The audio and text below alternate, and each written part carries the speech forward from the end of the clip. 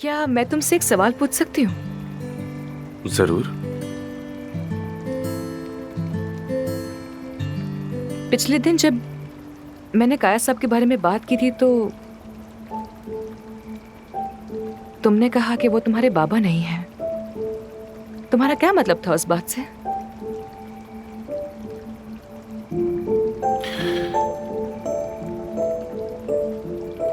एक पुराना और बहुत पेचीदा मसला है जो अब तक हल ना हो सका। बस इतना ही कह सकता हूँ। शायद मैं हद से बढ़ गई। आई एम रियली सॉरी, बुरा मत बनाना।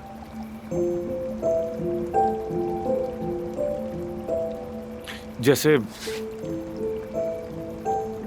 तुम अक्सर कहती हो ना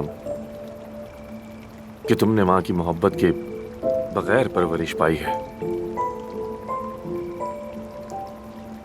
तो मैंने भी बाबा की मोहब्बत के बगैर बड़ा होना सीखा है।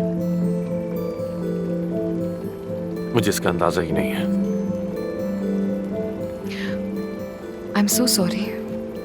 यानी इस बात से अब तुम्हारा कम से कम ये नजरिया तो खत्म हो गया होगा कि मैं किसी रईस बिगड़े जादे की तरह हूं। माफ करना मुझे। मेरा मकसद तुम्हारा जख्म छेड़ना नहीं था, बिल्कुल भी। और बहुत शुक्रिया कि तुमने मुझसे अपनी ये बात शेयर की।